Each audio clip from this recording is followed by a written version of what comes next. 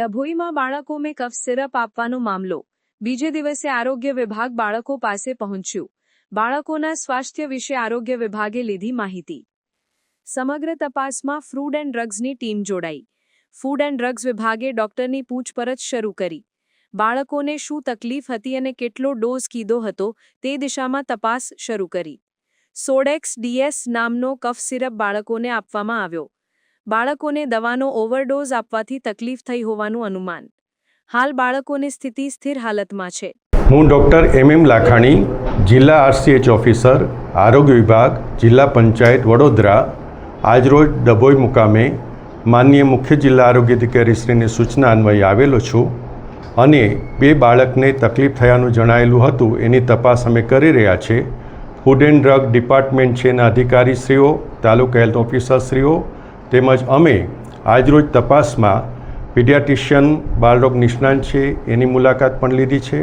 બાળકોની રૂબરૂ મુલાકાત લેતાં બંને બાળકો બિલકુલ સાજા સારા છે, એમને કોઈ તકલીફ નથી અને આ બાબતમાં જે પણ કાર્યવાહી સરકારશ્રીના નિયમ પ્રમાણે કરવાની હોય એ અમે કરી રહ્યા છીએ। માહિતી એકત્રિત કરી રહ્યા છીએ। આમાં કયું સિરપ હતું, એનો ડોઝ શું હતો, એની બધી જ વિગત છે અમે મેળવી રહ્યા છીએ અને જરૂર પ્રમાણે છે પોલીસ વિભાગ છે એનો પણ અમે મદદ લઈ રહ્યા છીએ અને એ સંપૂર્ણ વિગતો મળ્યાથી અમો સરકારશ્રીમાં જે છે માનનીય મુખ્ય જિલ્લા આરોગ્ય અધિકારી મારફત છે એ અહેવાલ સાદર કરીશું।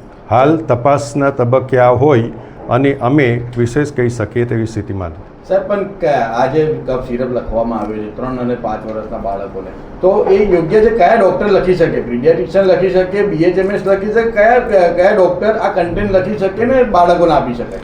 મેં આપને જેમ ધ્યાન ધરાવ્યું પ્રમાણે કયું સિરપ આમાં આપવામાં આવેલું હતું એ પણ તપાસનો વિષય છે, એ અમે માહિતી એકત્રિત કરી રહ્યા છીએ।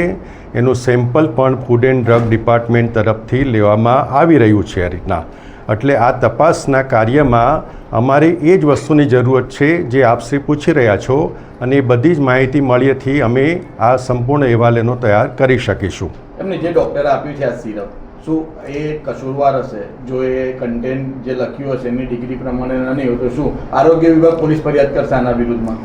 ચોક્કસપણે જે રાજ્ય સરકારની સૂચના પ્રમાણે સરકાર તરફથી જે નિયમ પ્રમાણે કાર્યવાહી કરવાની હોય એ રૂટીનમાં અને હંમેશા ચાલી રહેલી છે। એ ડૉક્ટર પણ કોણ છે, કઈ ડિગ્રી ધરાવે છે એ બધી પણ તપાસનો વિષય જ છે અને એ પણ અમે છે ટીમમાં સાથે રહીને તપાસ કરી રહ્યા છીએ। આવનારા સમયમાં આ જે કસૂરવાર છે બરાબર છે, પરંતુ હવે આવા કેટલાય ડૉક્ટરો છે, અત્યાર સુધી છેલ્લા 2 વર્ષમાં આપણે જોવા જઈએ તો આરોગ્ય વિભાગે એવા કેટલા જે ઝોલાછાપ ડૉક્ટરો છે તે લોકોની તપાસ કરી છે કે જ્યારે આ કફ સિરપ ના આવ્યું ત્યારે આરોગ્ય વિભાગ અહીં આવ્યું છે।